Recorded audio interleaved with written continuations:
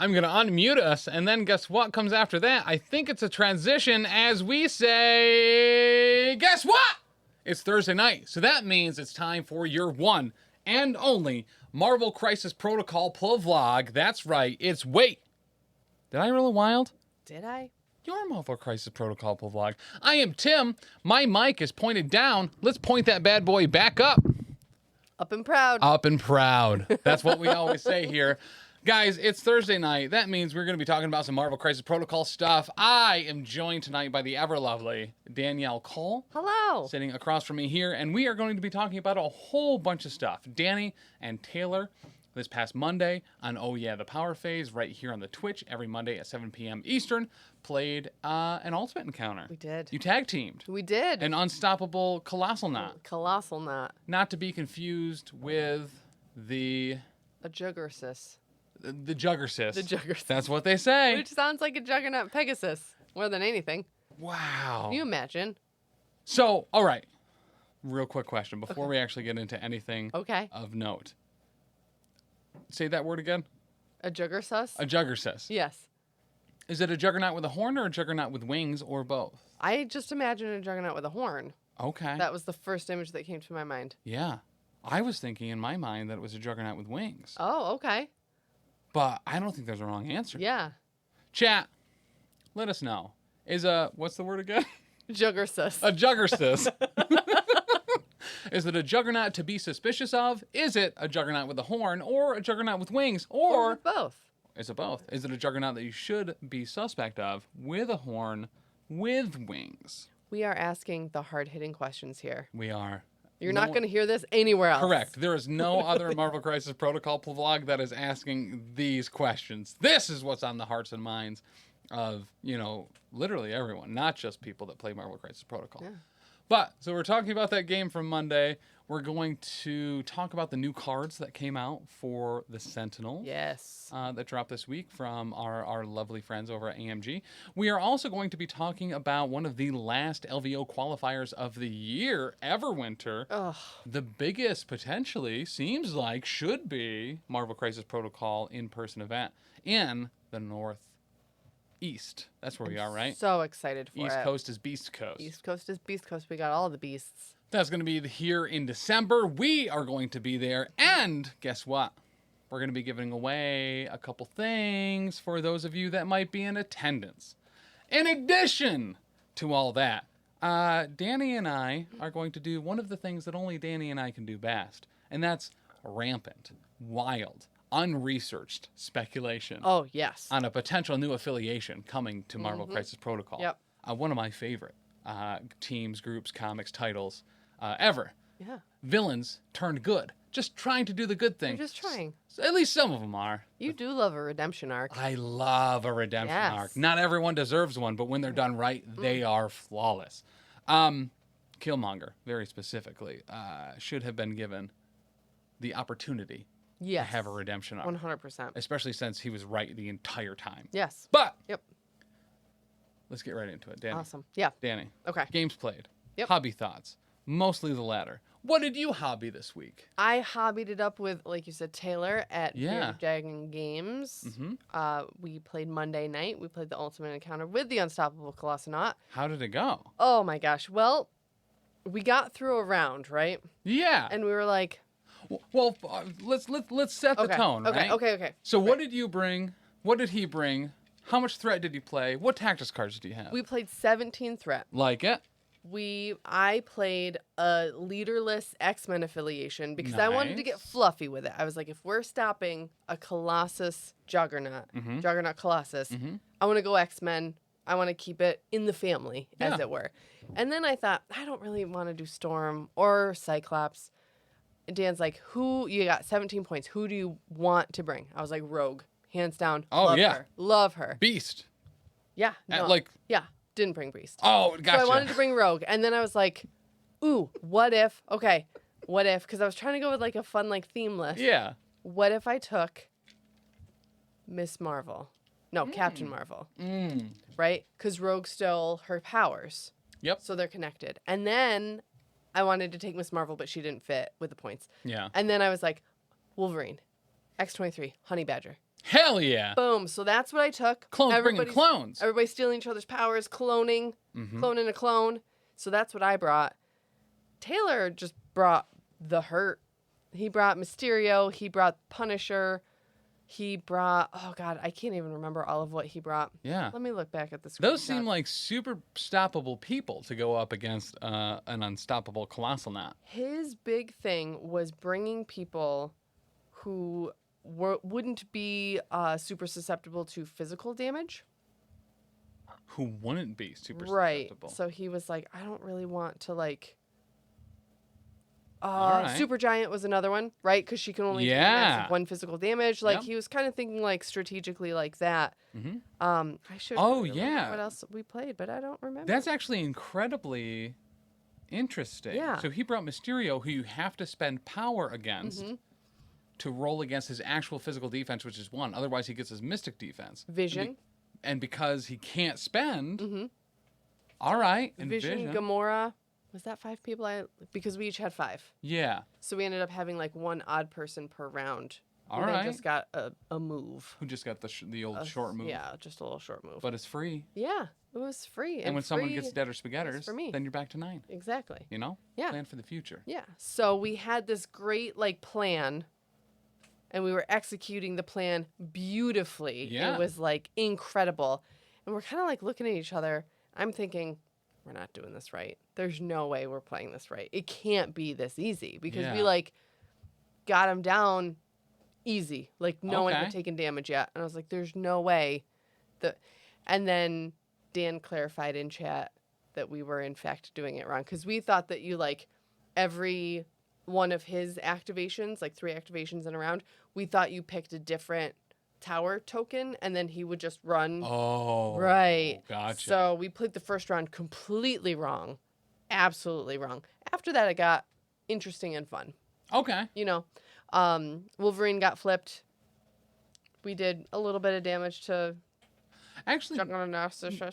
not too bad if Wolverine gets flipped on something where you're not really scoring all that many victory points. Yeah. So not I don't terrible. hate that. We did end up winning even though we kind of like cheated. And we both expressed certain encounters like that. If you or Dan had been there, we would have had it down. It would have not been an issue. But with both of us not really knowing what we were doing, I was like, I will absolutely play this again and try to play by the actual rules. Well, and Dan and I did the same exact thing. We played it 2 weeks in a row because we also completely flubbed a whole bunch of kind of the larger mechanics on the first go. Yeah. And we also agreed it would be super fun to have a third person there to really like control. Yeah. You know, and that's just like what they do. And we did try to pick, because you have to pick the worst possible outcome if he's attacking or whatever. And that's a hard call to make against your own squad, you know. It is an easy thing to figure out, but a hard. Yep. I mean, whatever gut reaction like makes your stomach curl is like, oh, yeah, that's the right one. Yep. You got it. You figured it out. That I got to do. So, and it's probably punching Honey Badger off the table immediately. Oh my gosh. And it was like, she's awesome. So awesome. And like, so he would be like equidistant between 2 characters. And it's like, so he attacks one of them. They're both within range 5. Who does he attack? And it's like, well, probably the one who has like the weakest physical defense or the weakest stamina, who's like closest to going down, who has not activated yet to try to like get them dazed or whatever. So it was interesting. I really liked it as like thinking about those kind of like strategic moves because I'm not great at that. So I thought that it was a really interesting like learning experience for sure. So, and as always, a massive shout out to our friends over at Fury's Finest. Jesse is the gentleman that wrote this encounter. And I think very specifically, we've talked with about some of the organized play kits, right? About how they're kind of a great like icebreaker to learn how to play the game, to be able to bring someone in, especially a co-op one where you can kind of teach someone how to play, especially because there's multiple difficulties. You can play on narrative over normal or some of the harder ones to give them kind of a chance to learn stuff.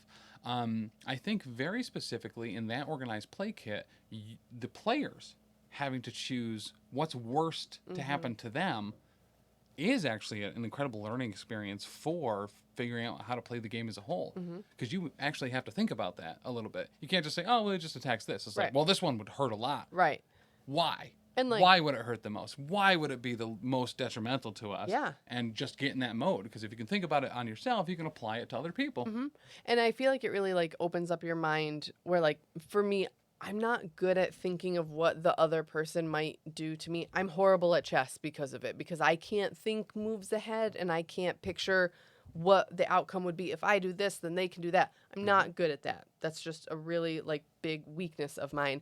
And like you said, this is one of those things where it kind of forces you to have to do that. Yeah. So you just get that practice so that you can apply that more when you're playing a regular game. So I have often found myself in the same predicament where I, for the most part, if I was playing Warhammer, if I'm playing Marvel Crisis Protocol, I don't actually really care what your tactics cards are, what you're bringing, or what your overall plan is. I don't want to know. Yeah. 'Cause I don't want to have to cloud my mind with that. I'm just going to be disruptive. Right. To what you're doing and what you're trying to do, and that's usually all you need. Just unleashing chaos into the world. Correct. As you do. As I do. That's what you're known for. But it's a neat twist. I feel like if there's anyone out there that's a little unconfident in feeling like they have to know exactly what's out there, what their opponent is doing, what the meta is, just don't. Chaos absolutely ruins people's plans. Especially on some competitive levels. I'm not the greatest person to speak on this because I lose a lot at competitive places. But listen, if they go in and they're like, you know what, I run Black Order every week and this is how Black Order wins. This is how Black Order beats X, Y, or Z. If you're playing X, Y, or Z and you don't play as if you're playing X, Y, or Z, you're just doing your own thing. Right. Guess what you're going to do? They are planning on you knowing what you're doing and you're just going to wild card them. Just go around throwing stuff. And Just make a ruckus. Yep. Just make a ruckus. So if you and Taylor were to play this again, similar to how Dan and I did, we learned a lot in our first round and made immediate switches the second time we played. Is there anything that jumps out to you immediately as far as being like I would do this next time? I think that I would just try to be more like aggressive with doing some damage to him, because then that can like bring his little like rage tracker down as well. We didn't really do like once he started getting closer to the towers, that's like when we would attack, but we really kept our people like out of the middle and just kind of skirted around the outside. It's intimidating, right? You don't want to be up in his face, but you kind of want to be. Yeah. And so I feel like I would probably take the same roster. Like, it was super fun, and I love Rogue, so I would take her again, and Honey Badger and X-23. Love them all. So I think all three of those are all again. Real strong. You know? Yep. And I think that I would do that. I would probably opt for a couple long movers because I only had medium, except for Gamora. Taylor was also only medium movement. So it kind of like shackled us a little bit in how far we could move. And like, we didn't want to make for a beeline directly across, but you kind of have want to. Yeah. You want to get over to those other towers, activate them, get those suppression fields up. Yep. And maybe swapping someone out to bring Storm as a leader. Get that Storm hop, be able to move people around. Yeah. It's odd, right? Where you're like, you want to bring people that you want to bring. Right. Without, and you're still the X-Men affiliation. You can still use a lot of their awesome things. Yeah. But that Storm hop just proves to constantly be so important. And we've seen that at some of the events that we've streamed where literally sometimes games are decided on a Malekith being able to Storm hop, to a different side of the board to get going. Yeah. Ravensguard mentions in chat that chaos is a ladder. And that is one of my favorite quotes. I forget what it's from. Game of Thrones. Oh, it is! Yeah. Was that Littlefinger? Mm-hmm. Yeah! Sure was. Oh, yeah. I know all the characters that I really like from Game of Thrones are some of the most hated characters. But they're hated for this reason. They're hated for a very specific reason. Right. Everyone is so gray. The people that aren't, Ramsay Bolton. There's no gray about him. Nope. He's just trying to make his daddy proud. He just doesn't know how to do it. Yeah. He read the books. He knows you open people up. You torture them. Yeah, that's what you do. You break them. That's what he does. Yeah. So that's what he did. Uh-huh. It just wasn't the right call at that particular moment. It's not his fault that was his upbringing. I hate the first part of that sentence. But all right. But yeah. Aw, one absolute. It's good to see you, man. I miss you, actually. But so if you were to go with a completely different roster, no X-Men involved, no Rogue, Okay. no Honey Badger, Okay. no X-23, who do you bring? I Are long movers incredibly important to that? Do you need at least one? think or do I you need make at a least roster one. of them? My gut reaction is Web Warriors. Ooh. And get some like movement, tactical Yeah. movement, get that on there.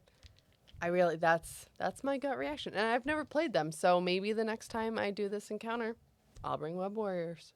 I don't hate that, man. You know? Like, especially Lifesaver with Gwen, being able to pull people out of that, like, you're about to get bulldozed. Yep. Here come 8 dice because he's throwing debris at you. Like, oh my gosh. I love Honey Badger in that, too, because he's so defensive. He's like 4s, 5s, and 6s at some points, I think, across the board. Yep. Being able to knock that down a bit, do some damage, potentially, hopefully, as well. Yeah, I think Honey Badger's a great pick overall. Yep, she was great. So, hobby stuff, though. Did you hobby at all this week? I hobbied not a bit. Were you adjacent to any hobbying? I don't think that Dan hobbied either. Were you, I don't think. I know. So I you did couldn't even be an accomplice to active hobbying. No. Maybe. Wasn't he working on the Human Torch? That was for a couple weeks ago, I think. Yeah. I can't remember. It's been a weird week. So I do know that I believe he's working on Bully Captain America and Nick Fury for this next Monday's game. Nick Fury. Yep. Where he's going to be running a more full Shield affiliation with a lot of the new characters. So I think we'll see the Howling Commandos with Nick Fury, Dum Dum Dugan, who, I mean, just triple D. You're so excited for this. I really am. I'm excited for you to be so excited. So there's so few people that reach that triple D status, right? A lot of people think Daredevil. Nope. A lot of people think Dylan Dyer. Nope. Dum Dum Dugan? That's 3. Triple D. Also, Dr. Dylan Dyer? Also hits that triple D. Go. Where is the Biscuit Gangster? Right. With the triple D. With the triple D. Okay. It's en route. This Monday, Dan and I will be playing. We're hoping to maybe have some Hydra stuff up as well, but at least all of the new Shield stuff will be there. So we're super stoked for that. As far as hobbying stuff, I have a bunch of cats in my garage. Do I want them there? The answer to that riddle is no. But it's not really a riddle. It's not really a riddle at all. at all. What does Tim have in his garage that he doesn't want in there? Oh, it's cats. A bunch of cats. It's a bunch of cats. Just a bunch of cats. So my priming station is currently inactive. Baron Strucker, Arnim Zola, Human Torch, Bully Captain America, and Nick Fury and the Howling Commandos are all assembled. Okay. They are not primed nor painted. I am terrified to go into the garage where those cats are, as I probably have 16 to 24 Adeptus Mechanicus models, as well as Black Swan in there. Oh boy. And I've convinced myself they're broken. Yep. Oh, absolutely. They're done. I just don't want to go in there and acknowledge it. It's Schrodinger's Adeptus Mechanicus. Yeah. We've turned the cat on its head. We really have. Yep. Yeah, and the cat is now in control of the experiment, which is just a position no one really wants to be in. I don't like that at all. I know Dan, one thing that he's been working on hobby-wise this week was Arnim Zola, and with the priming, he's trying that trick. I don't know how it's worked out. I have no idea the status of it. Yeah. Of putting a layer of Elmer's glue on the translucent piece over the face, and then priming it. Don't know how it's gone or is going. No idea. I hope it's going well. Me too. Because his will be done probably, I would say, give it 2 to 3 years before mine will be. Yep. So I'm hoping to play him, but we'll see. But yeah, so that's been my hobbying stuff for the week. Yeah. Is I was down in my basement working out yesterday, and was like, well, I could prime it down here. There's an intake to the air conditioner right there. Yeah. Which, like, vents heat into our basement in the winter, so it like keeps pipes from freezing. And I was like, it's gonna go right in there. It's gonna spread throughout the entire house. I still feel like I'm gonna Yeah, just bring it over here to Prime. So I was actually, I asked Dan if I could just bring it over here to Prime, and then I was also asking Anthony of Bearded Dragon Games Online if I could go over to his house in Prime, because he's significantly closer and has a pretty sweet garage. He said, well, Tim, if you use code PCME10 at checkout, you'll get 10% off your priming in my garage. But if you pre-order any priming, like the Sentinel, like scheduling ahead, like and it kind of is similar to the Sentinel Prime MK4, which you can get on pre-order right now over at Bearded Dragon Games Online for an automatic 15% off with no code. Then yeah, you can come over and prime them. So make sure if you head over to Bearded Dragon Games Online, whether you use a code to get 10% off of any model or you're pre-ordering one at 15% off, make sure in the comments you let Anthony know that you are on your way to his house to prime models in his garage. Mm-hmm. Oh, the real MVP of mine and Taylor's game, though, was the baby, because Anthony's baby was there. And, like, he was not on camera, but people could hear him. So Leo was truly the MVP of that game. Oh, that's awesome. People loved it. You got to get him started young. I know. And shout out to Anthony, who taught his kids to be deadly in the Pokemon trading card game at a young age. They are no holds barred, these kids.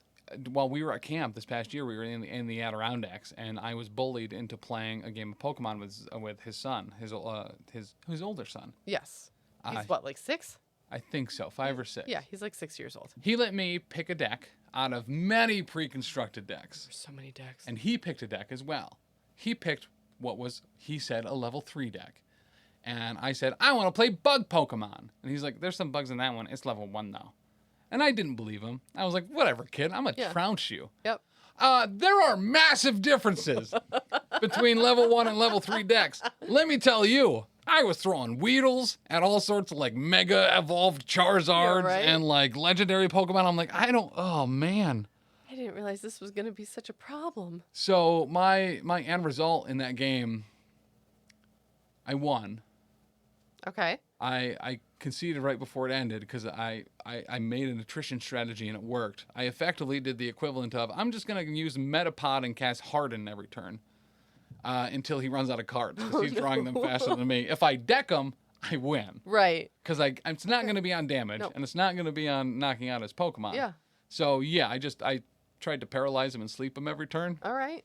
Just to waste turns because he was drawing all sorts of extra cards. And I was like, all right, he's drawing 6 a turn. I'm drawing 1. Solid strategy. I just got to do this for 30 rounds. On a long enough timeline. And he'll deck himself. I always like the game of attrition. Right. I like it. And especially when it's your only option. Yeah. Yeah. Because you're not going to lose to a 6-year-old. No. Gosh, no. Nope.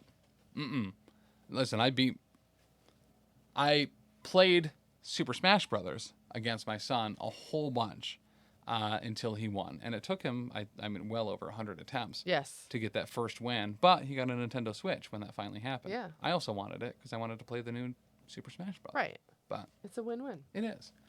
But I guess to bring it back on point a little bit, some new cards came out this week. Yes, the Sentinel cards. The Sentinel cards. Or at least 2 of them. There might be more later. At least there very well could be. I would assume so. This looks like these are just the cards from the Sentinel Prime MK4 box, CP160. We have 2 here. The first one being online and operational. The art for this, too, is rad as heck, as it has Master Mold sitting in his Master Mold chair, making a whole bunch of more Sentinels. This is a Sentinels-only Tactus cards. It is an active as well. Sentinel Prime MK4 may spend 8 power. 8 power? To play this card. But wait till you read this effect. Okay. Choose an allied injured, that means flipped to the injured side, Sentinel MK4 within range 3 of the Sentinel Prime MK4.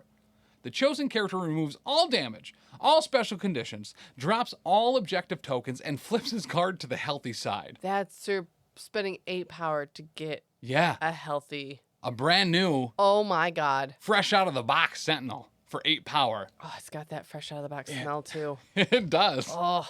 One of my hopes is that the Sentinel cards will come with a kind of like a Febreze or like an Axe body spray, so you can spray that new Sentinel spell. Ooh, yeah. Yep. Yeah, Whenever you want that to use last this as card. much as possible. And we already kind of know that it's actually pretty easy for the Sentinel Prime MK4 to get power. His builder is a range 3, strength 5 energy attack that you can spend additional power to have more dice. So not only can you normally refund that 3 power that you're probably spent to making that an 8 strength builder, but you're probably getting it all back plus some on the flip, as well as getting 2 additional power at the end of his activation. Yeah. Yeah, so it would not be hard to get 8 power on this guy. Really? Yep. Yeah, it really should not be. So, in addition to that, the Sentinel's affiliation ability being whenever you daze, not KO, but daze an enemy, you can split up its threat in power amongst your team. Wow. So this should be a pretty power generative affiliation, making 8 power That's not unattainable. not a hill, really. That's attainable. It's really just right. Contractually speaking. Contractually speaking. It should be pretty easy to pull off. Yeah, for sure. One absolute. I have some Mario Kart stories. I'll tell you what that just happened over the last few days. I'll tell you what. Next week, we are going to be doing another episode of the cleanup phase after Wait Did I Roll a Wild, which is our Patreon only show, which will take place right after Wait Did I Roll a Wild. I'll have some real good Mario Kart stories there. But Dani, Yes. the other card that came out, Under Your Skin, Under Your Skin, has an incredible favorite of the network on the character art of Cassandra Nova, Oh, giving out Love some her. orders. What does Under Your Skin do? all right. So this is an unaffiliated reactive.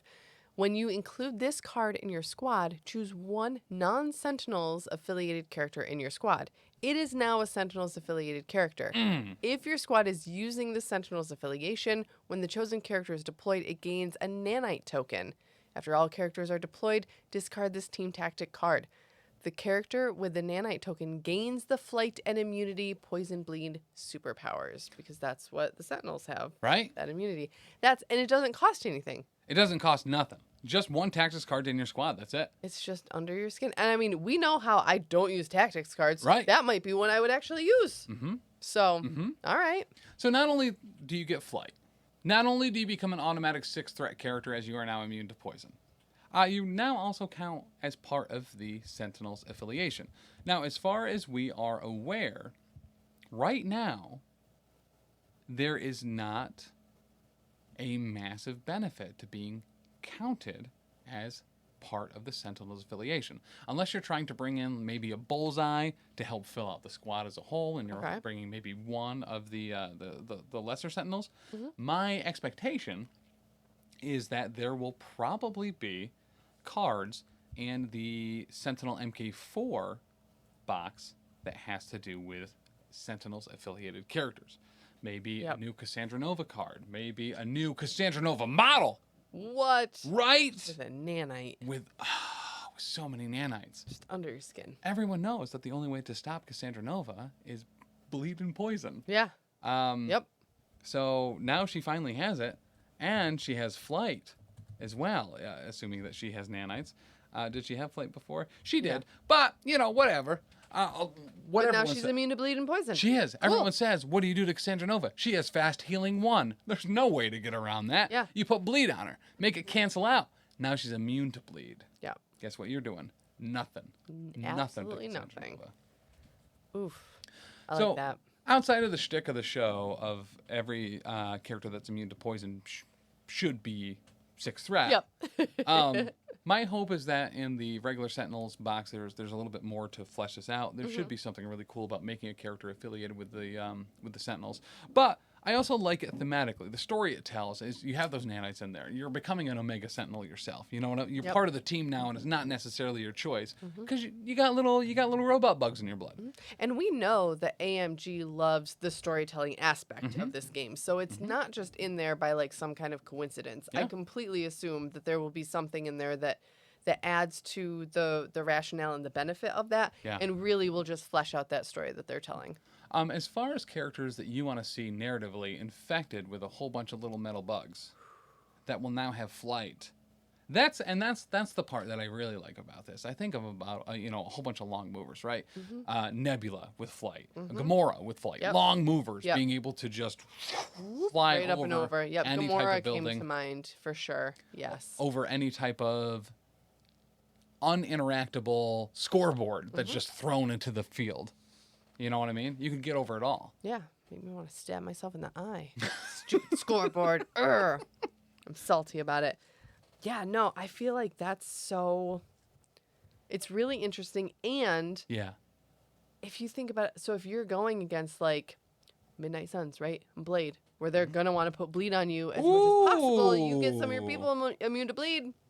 I'm just saying. I think it would be foolish if you're playing a Sentinels list. Yeah. It would be foolish to bring Midnight Suns because but you don't know. If you're running Midnight Suns, you are more committed to Midnight Suns than your opponent is to Sentinels. There's only 3 models. Yeah. Maybe 4 if you're bringing Cassandra Nova. Yep. I mean, they could be running potentially 2 or 3 other affiliations. Yeah. Based on what they have left. There's a lot of wiggle room there. Yeah. So, I think that's a hard card to try to work around. But maybe you're playing Terrigen Mists. Maybe poisons are going to be everywhere. Oh my gosh, could you imagine? You know? And then it's no longer an issue for you. It's no longer an issue. Very interesting. I hadn't thought about that interaction with Midnight Suns, trying to put a bunch of bleed out there. Yeah, pretty sneaky, sis. One Absolute does say, oh, great point. This card doesn't let the character count towards affiliation before you determine if you are affiliated. So this won't help you make the Sentinels Affiliation. So you still have to have that core of Sentinels first. But will help play tactics cards afterwards. For sure. So I think that there has to be other tactics cards coming that deal with being Sentinels affiliated. Very specifically. I mean, I feel like that ruling on it almost guarantees it, which is super rad. Yep. Very cool. So who is the character that you put those Danites on? I don't know. I mean, like you said, Gamora. I want anything with a long move that can then get the flight. Who else do I play a lot that would be great to have something like that on? I mean, like Domino gets targeted a lot with special conditions because she's such a pain in the butt. Yeah. She wouldn't be bad to put the nanite on. What about you? That's a good question. So I think the characters that end up getting hurt by effects like poison, I want to say like Asgardians. You know what I mean? Yeah. Throw that like anti-poison in there, help them out. Any character where you want to put bleed because you're just tired of trying to deal damage to them. Yep. Lizard maybe not one of the, but Lizard with immunity to poison and bleed and now flight. Oh my gosh. I think he has wall crawler. So, and I think that's the trap, right? You think, well, I want someone to be a little bit more maneuverable. Right. I'll put flight on Venom. He has wall crawler. It's effectively the same thing. Right. It's not really going to help him out at all. So same with Lizard. He already has wall crawler. The counter bleed kind of helps out against the effectively one of the statuses you want to put on him to just whittle him down a little bit because he's very defensive and he has tough skin. So yeah, I don't know. Literally anyone that's under a 6th threat, I think you put it on to make them a 6th threat immediately. In chat, Mitch is mentioning Nebula, who you mentioned before, and X-23, immune to poison. Wow, yeah. I actually like that a lot. And she's got that healing factor too. Yeah, she does. Ooh, that would be nasty. I'm thinking about flight on her too, just because she's so like get her into position and then she just murders things, right? Yep. Rusty says voodoo. Yeah, voodoo's already immune to incinerate. Which, I mean, why even bother with conditions if they're immune to incinerate? Yep. But then add immunity to poison and bleed and flight. Does he already have flight? Does he have other immunities too? Is he like immune to hex or something? Voodoo. Hoodoo? Let's look. The bait. Yeah, hex and incinerate. Oh my gosh. So if you get him immune to bleed and poison, he's basically won't take a special condition. What are you going to do? Stun him? Who cares? Or like, what's the root? Yeah, you could put the old Root on him. So Root's still really good against him because he has a lot of superpowers that he wants to be able to use. And making that cost more is really funny. I played against someone that we met at our What If event here the other week. I played against Boom TTFN, which I believe is Boom Tata for now. But he runs, and I believe he did this in the What If event as well. He runs Loki and Groot on Avengers.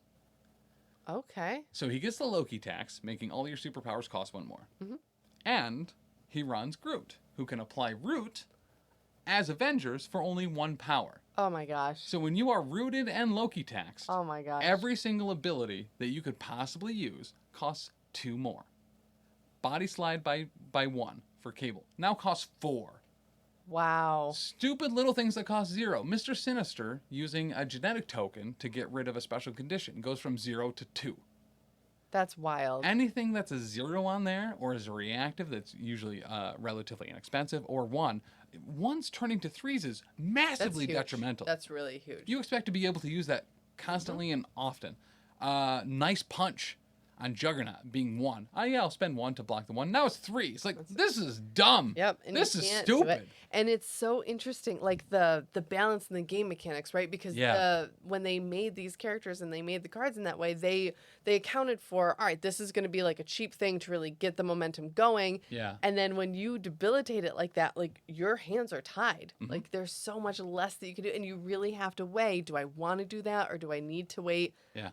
Man. Well, and even with those conditions on there, with Loki tax in play, you still just think I can do it. Well, okay, I'm going to do this, and then I'm going to spend for, wait a minute. Oh, man. Now it's costing me 4 to re-roll some dice, or it's costing me 4 to parting shot, or even charges. Yeah. Like Thor's charge being 5 power. Oh, God. Still That's so much power. worth it. Oof. But, yeah, it's nuts and my gutsers. In addition, if you attack into Loki in that particular setup, then you're not rolling crits either. Oh my God. Just Loki's great. Yeah. Loki with the mind. Loki doesn't even need the mind gem. No. I don't think. No. All right. Nope. Let's get into the meat and potatoes of what I was thinking about for this particular episode. Yes. We got confirmation a little while ago that the Thunderbolts movie is both real and is going to happen. As far as the characters that are currently announced for that particular thing, well, guess what? I've already gone off of the page and the picture that I was looking at to say what it was. But if I were to pull it back up with my new silent mouse, you would never know. You'd never know. The characters in the MCU that we are already looking at being involved. We have Taskmaster already in the game. Awesome. Also, love Taskmaster, one of my favorites. We have Winter Soldier. Also, guess what? In the game already. One of my favorites. So we have 2 out of the MCU versions that are already here. In addition to those, we have Yelena, who I think we all really want in this game. Yes, absolutely. Red Guardian, recent release for MCP, already in the game. So 3 out of the, 7 on that like front picture poster for the Thunderbolts, already in the game. Yelena, everyone wants. Yes, hands down. Right? Yep, I feel like she would just be a more fun Black Widow. Yeah. So I very legitimately think probably a 3-point version of the 2-point Black Widow. That's what I was thinking. Yep. I don't think she's a redo of Agent Widow. But yeah, I think she does her own thing, and she's probably a little bit more of a beater, would be my guess. I would assume so, yeah. Yep. So I love that. And then we have Ghost, who would be super cool. We've seen some kind of phasing mechanics with both Vision, Red Skull, Master of Hydra, as well as Vision, where there could be some really cool mechanics there. It'll be interesting to see the phasing for sure. Yeah. I like it too, where it rotates back and forth, that it works like Supergiants, right? Where if she takes physical damage, if she's in that phase, it's always only 1. Yeah, but maybe being able to switch it to energy as well. Right. Because she kind of had that unstable phasing stuff back and forth. Super dig that. And then outside that, it's U.S. Agent. Yeah. And we almost have like a perfect model for did I say Winter Agent or U.S. Agent? U.S. Agent. Okay, good. Yep. I was hoping you had it said right. U.S. Yeah. Agent. If we see a U.S. Agent in game, I think he'll play a lot like Bully Cap, except his shield slam kills people. But outside that, as far as a leader for the Thunderbolts, traditionally, MCP bases its stuff off of the comics, not off the MCU. Correct. If there are crossovers there, if the MCU has bled into comics, sometimes we see some, whatever you call it, inspiration from that. But overall, they've trended heavily towards like the 90s X-Men or particular areas of certain comics. From across the Thunderbolts runs, they have had some incredible leaders. Yelena, one of them at one point. I think very realistically, she could and probably should be the leader of the Thunderbolts if they do end up enacting that as an affiliation in this game. Some runners-up that could also easily very much take that place would be Moonstone, who is one of my personal favorites, as well as Songbird, all of which have led the team at one point. Yelena, I think, is the strong suit, big step forward. She's dead center, right, in the poster for the Thunderbolts movie. Yep, she's going to be very recognizable. I think that she's front runner for that. I do too, and I think she was the leader in one of the most recent editions of the Thunderbolts before they got into Red Hulk and Agent Venom, Deadpool, Ghost Rider, and Elektra. I think was in that group. But yeah, I mean, Yelena would be bomb. I'd be so happy. First question.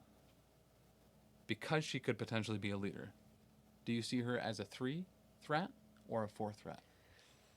I like the idea of her being a 3 threat and just being like a beefier Black Widow. I do think that traditionally what we've seen in the game, if she's going to be a leader, she would probably be a 4. I don't see why that would have to be like an absolute though. Yeah. Like, I think she could be a 3 threat and be the leader for sure. I think they can make her a beater, like the new bully Captain America. Have her a 4 threat, be a leader, give her martial artist, give her stealth, give her a lot of that thing that makes her super defensive. Yeah. Almost like she has a vibranium shield, right? She's counting blanks maybe a little bit further away because she has a super stealth. In the comics, she had this really cool, like, 3 green-eyed, like, siphon filter night vision goggles. Ooh. So maybe she could get through stealth and get through line of sight and like a whole bunch of stuff. She could be like, you know, a tactical deploy, like a real, like you bring her in there as an assassin. She's there to take someone down. Yep. Maybe getting an ability similar to Nick Fury Sr. in the Howling Commandos, where maybe they can deploy late, significantly further up the field. That would be really cool. Right? Especially as a leader too. Like lead from behind type wet work stuff would be awesome. Yeah. And then I hope if there is any MCU inspiration, we see it in the modeling, and I hope that she has a vest with a lot of pockets. I also hope that she has a vest with a lot of pockets. So cool. It's been a hot minute since Cable came out, right? We need another model that is overladen with additional pockets. So many pockets. And as Rusty says in chat, I believe Zemo did 100% run the original Thunderbolts and led them later on under the moniker Citizen V. Okay. As well, after he reformed and was like, you know, who could be a better American symbol than Baron Zemo? Right, just moving up the alphabet, up in the flag going attire. From V to V? Yes! I like that a lot. That was really high-pitched, but... That's how much you like it. It is. But yeah, I super dig that. Zemo could absolutely be a leader of this at some point. I don't think they'll go that way. Though, in some of the recent Hydra stuff, there have been new tactics cards that specifically describe Baron Zemo interacting with those tactics cards as Helmet Zemo over Baron Zemo. Okay. So maybe we'll see a new Helmet Zemo under a Citizen V moniker or something along those lines. That would be cool. But when I got introduced to the Thunderbolts, it was in the run leading up to Dark Avengers. Moonstone was the field leader of the team, taking on effectively to the public the Captain Marvel role.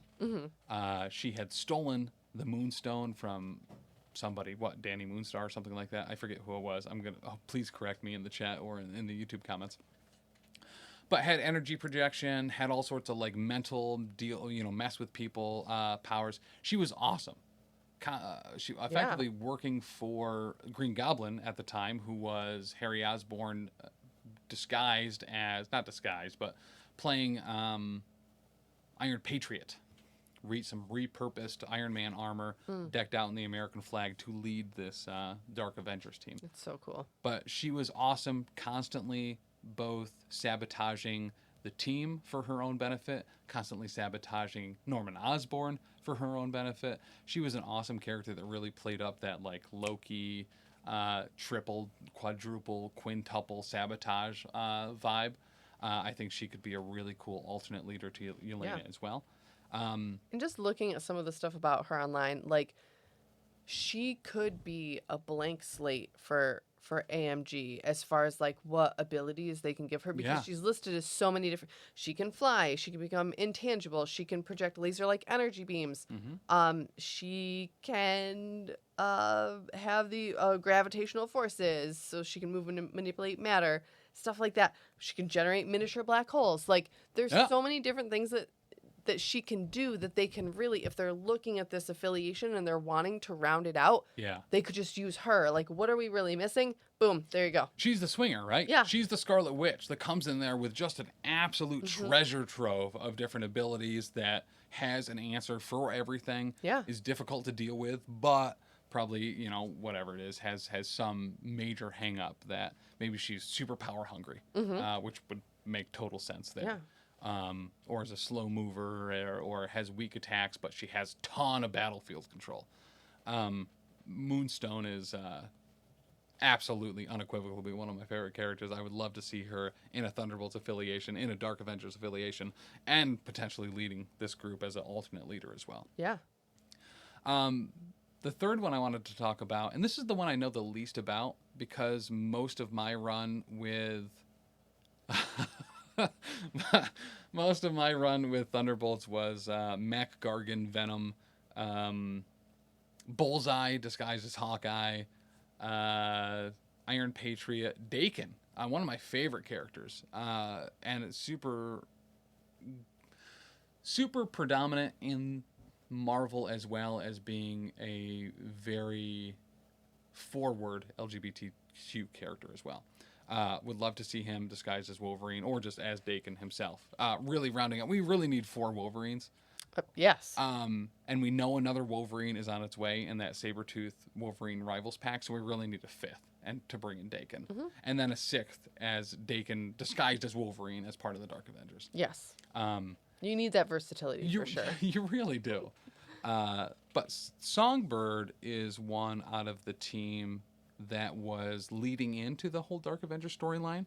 So she was there for when I first started reading Thunderbolts, but didn't stick around for the long term because she kind of got pushed out by a bunch of people actually wanting to be villains disguised as heroes, right? Instead of heroes that had been classified as villains. Yes. And from what little I do know of Songbird, the story there that I always really, really, really heavily enjoyed was she was actually a reformed villain, trying to help other villains do the right thing. And I've always loved that I'm just trying to actually do what's best. I am typecast as a villain or as something evil, but I'm actually putting in the work, and I'm trying to help other people do that as well. Granted, constantly taken advantage of, but really always dug that kind of storyline. Yeah. But would love to see her as an affiliation leader. Yes. Well. Super cool. And looking at her traditionally in the comics, number one of her aliases, a notable alias, is Screaming Mimi, which is hilarious. Yep. Like, okay. She's rumored to be played by Sadie Sink, who played Max in Stranger Things. So that would be super cool. Wait, what was that? She's rumored to be she will be played by Sadie Sink. Rumor. Wild speculation, because that's what we do here, Tim. Yeah. We wildly speculate. I was completely unaware of this. Yes. I like that a lot. Maybe by Sadie Sink. And Sadie Sink so cool. Played who in Stranger Things? Max, the redhead. All right. Yes. Yeah. Yes. Yeah. So I'm locked in. Super cool. In addition to having these vocal powers, right? Because that would be like the go-to. She would have some kind of like energy like projection kind of thing. She can make like force fields or something like that too, I feel like. Yeah, and like different levels it's talking about, like different frequencies, right? So low C frequency causes low level anxiety and shortness of breath.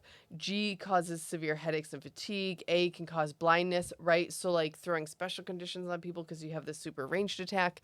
And In addition to that, it says she was a former wrestler and she was extensively skilled in hand-to-hand combat used wrestling techniques, as well as trained by She-Hulk villain Titania. Hell yeah! So sounds like we're already locked in. It's all full circle. Okay.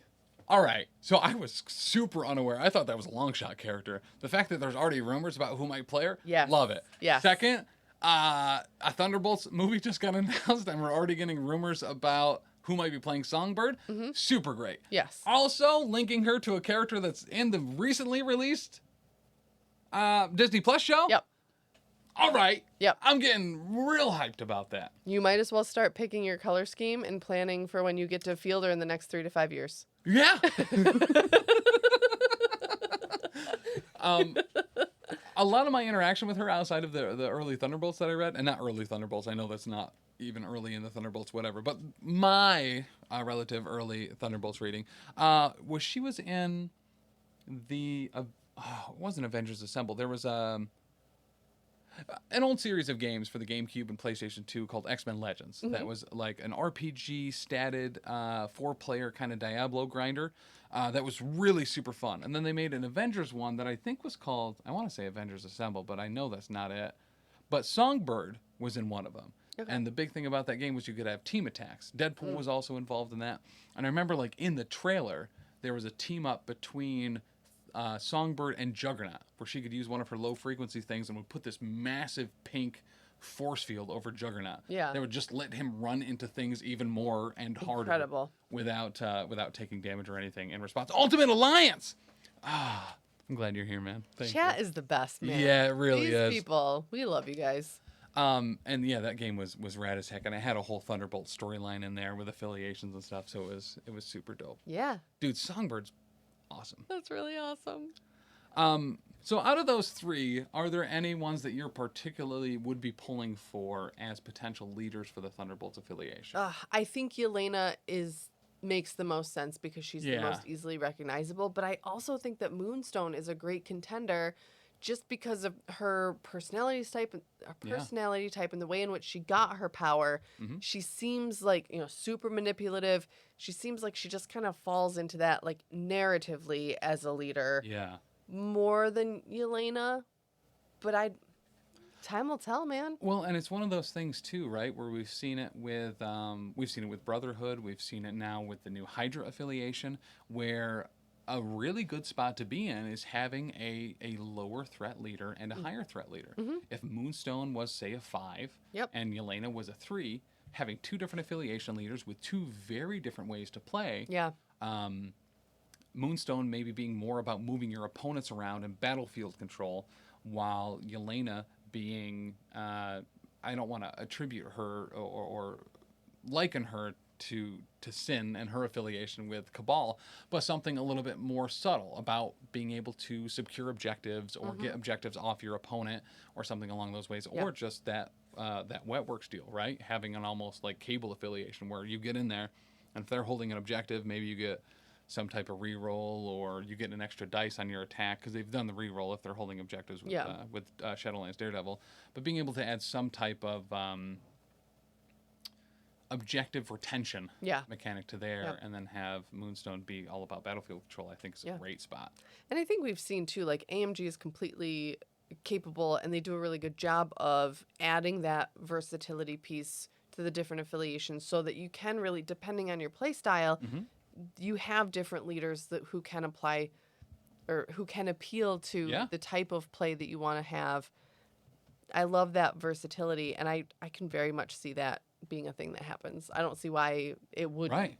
You know. And this could be one of those things too that's a really cool hybrid between Avengers and Cabal. The Thunderbolts has had a long run with lots of people in their grouping. As far as characters that are already in the game that we have, outside of the people just on the poster for the movie, including Winter Soldier, Red Guardian, and Taskmaster, we have Punisher, Ghost Rider, Deadpool. If they end up doing a Red Hulk was a leader at one point as well. Elektra's been in it. Baron Zemo, Juggernaut, Venom, Bullseye. I mean, it's a huge list that could really kind of have a nice blend of some X-Men. Ant-Man. Very specifically, there's been a bunch of different Ant-Man. Scott Lang, the Ant-Man that's in the MCU and the one that's in the game, was a member of the Thunderbolts at one point because he's a reformed criminal. Yep. Cat burglar turned superhero. Yeah. So yeah, you have an absolute massive pool to pull from there. I think that would be one of the huge affiliations that you could really do a lot of cool stuff with a lot of really nice different leaderships. And maybe that is more of a versatile leadership. Maybe it's a card. Whoever's leading the team this week. You know what I mean? Make it like a convocation style. Oh, I like that. I like that a lot. Make it versatile, make it fun. Yeah. And every one of those teams had a very, very, very different vibe too. Yeah. Yeah, Rusty Paints, Luke Cage and Crossbones were there as well. Wow. That's huge. Like, looking just the characters who are already in the game, that affiliation is going to be bananas. Well, and I think too, it's all about the story, right? At the end of the day, the redemption story being super cool. I mean, we've seen Juggernaut in certain universes becoming a monk, and just like taking the path of nonviolence. I think there's just incredibly cool stuff you could do there. Axel Bullet in chat gives an example, right out of the bat. Love that. Of the Wetworks, of like a Thunderbolts Wetworks affiliation, where if a character attacks a character contesting an objective or holding an asset, the attack gains Wild Pierce. Ooh. Okay. Yeah. I like that. That is different. It's tactical. And make sure your damage is getting through without just a simple reroll, but actually denying them their successful defense dice. I like that. That's actually super cool. Yeah, I super dig that. Well done. That's very cool. I like that. That's very flavorful. Yeah.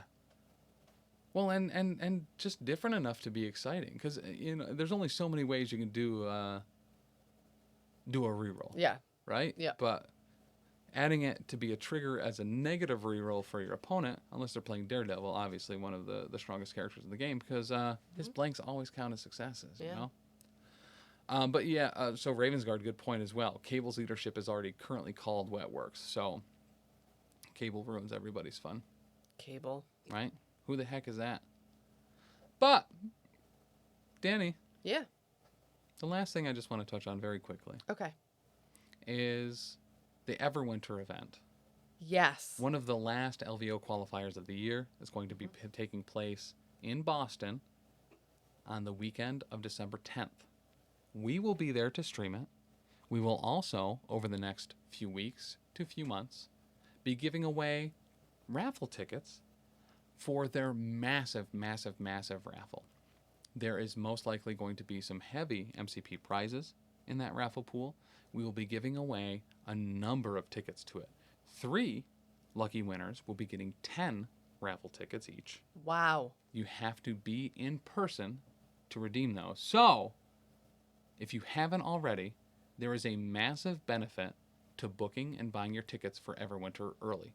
You not only do you get a discount on the tickets, while there are still rooms in the block, you save like $100 off the room. Wow, that's awesome. So between the discount on the ticket, by the way, you do not need a general admission ticket to get into the event as a whole. You only need what event you are playing. So you kind of save an additional amount there. You're saving potentially, all of the Sentinels in savings by booking early for that. The place to go for that, I believe, let me just confirm this, and I'll put it in the show notes of the podcast episode. If you're listening to that or watching it on YouTube, it will be, in fact, right down below. But why aren't you coming up? All sorts of other stuff. Tim's doing a non-secure search on my home internet. All right, so it is called the Everwinter event in Boston.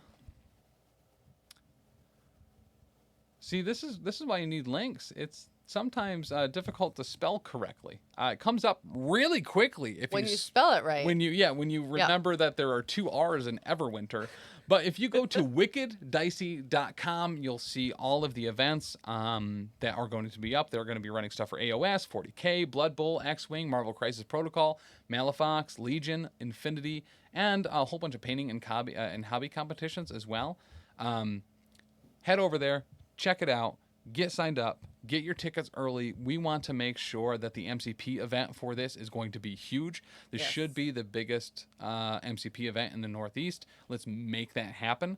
Brian Watson, Obi Watts, from around that we've seen on the network, has TO'd a bunch of events that we have been at as well. One of the best TOs that I have personally met and been able to work with, Tim Simpson and Mr. Tisdale. Mr. Tisdale as well. Highly ranking up there. But he's going to be running it. It should be a pretty awesome event. I know Dr. Dylan Dyer is going to be at the event, whether he's playing MCP or not. You'll probably see him on stream at some point. Yay. This should be awesome. We're going to try to bring as many of us as possible, so make sure to get over there. Wicked Dicey. Sign up. Get your tickets. Let's make this an awesome event. But like I said, 3 people will win 10 raffle tickets each. 1 person will win 25 tickets. Holy crap. For the raffle. I want that. We'll have more details on that as time goes along. But listen, if you're playing Infinity, if you're playing 40K, if you're playing AOS, make sure you're heading to Everwinter this December, because we'll be there too. Come hang out. We'll probably... Over the next couple weeks, we're going to be making a couple larger announcements as well, as we're going to be having some really cool stuff rolling out. We'll also be giving away some of this very cool new stuff at Everwinter as well. It'll be one of the last times you'll be able to see us streaming or in person before LVO in January.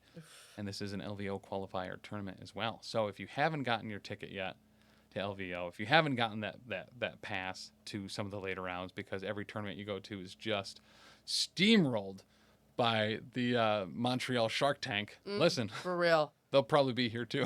Yep. Yeah. So get ready. Yay, Rusty, come and introduce yourself. Oh, heck yeah. And if you're coming, make sure you let me know if you're a hugger or not. Yeah. I'll give you a high five. We don't have to hug. It's fine. We were so close to Rusty for so long. At the tournament we went to in Derry, New Hampshire, the LVO qualifier there, and we simply didn't get the time that we wanted to have. Yeah. But so come to Boston. Get some dunks. Yeah. Everyone loves dunks. I was listening to the radio. This is a very long tangent. Okay. I'm sorry, not a very long tangent, but a very out there tangent. Okay. Here going a little overtime on Wait Did I Roll a Wild. Listened to a morning show on my way into work sometimes. Okay. In the Massachusetts area, there is a Dunkin' Donuts that closed and has created a ruckus. Oh, well. As the 2 other Dunkin' Donuts within 1.5 miles of it have become overladen. Oh, I'm sure. With customers that were going to the other Dunkin' Donuts, but it closed. Yeah, what do you do? So there are people that are being inconvenienced 3 to 5 minutes every morning. With a new influx I can't do it. of Dunks customers from a completely different Dunks. They don't even know what this Dunks is all about. Yeah. Which one do they go to? Right. Do you and yeah, how do you choose? And also, those baristas aren't going to know your order. No. Nope. They don't know you. Nope. It's a different Dunks. And they're overwhelmed by all these new Dunkertons. Yeah. Just trying to run on Dunks. Because that's what America runs on. That's what America runs on. Dunks. Not a sponsor. Not a sponsor yet. But as always, make sure to check out Dan and I playing some Marvel Crisis Protocol live this next Monday, 7 p.m. Eastern, and every Monday, 7 p.m. Eastern, live from BeardedDragonGames.online. Wednesdays for Taylor's Hobby Hangout, where he's putting together usually a whole bunch of my stuff. Typically, yeah. He's been doing some actually incredible work on Corset terrain. Today in one of the group chats looking at some propaganda. Oh, yeah, I saw that in the group chat. That's fun. There. I like a good bit of propaganda. We're big fans of geese, right? And ducks on this network. Allegedly.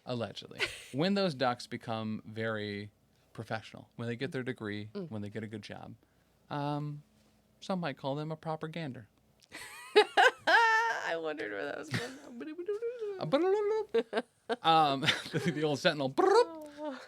But make sure to check out professionalcasual.com if you want to read, maybe even look at a whole bunch of words that a bunch of us wrote about Marvel Crisis Protocol. We have blogs going up on the regular about not just Marvel Crisis Protocol, but some other games from some of the podcasts around the network, including some Warhammer Fantasy Roleplay written by our own Dan Cole, just in case that you weren't sure which Dan it was. We've got to get some more Dans. We're really kind of...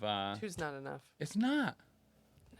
Is there another name that starts with Dan that does not end in Annual or Aniel?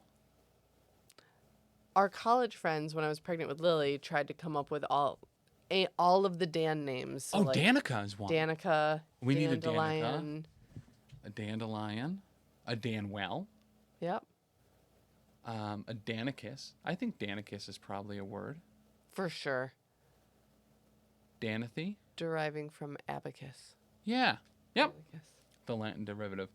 But yeah, professionalcasual.com. Check out all the blogs, all the other stuff. Dani runs an incredible Pathfinder 2nd Edition podcast called the Lost Omens Podcast. It's true. The Patreon as well. We really can't thank you guys enough for supporting us there. That allows us to be able to do the Danwell Feather Bottoms. Thank you, Rusty. The Patreon really allows us to be able to travel out to these conventions, provide coverage for it, as well as record, 6 nights a week like we do. And you'll get access over there to not only the Discord, which is just absolutely one of the best curated communities, I feel, on the internet. You'll also get access to additional full shows that are only on the Patreon for Pathfinder 2nd Edition with the Slithering. That's one that I run. Danny's a player. Dan is a player. We got Ben and Taylor in that as well. Settling the Southlands. That is a homebrew by Dan for the Warhammer 4th Edition actual play community. It's very good. Dani and I are in that as well as Jess, who maybe you're unaware of because you haven't been checking out that show. There are a couple free episodes of both The Slithering and Settling the Southlands up over on the YouTube, as well as the video version of every one of this show right here, Wait Did I Roll a Wild, and the live streams from Mondays on the Power Phase.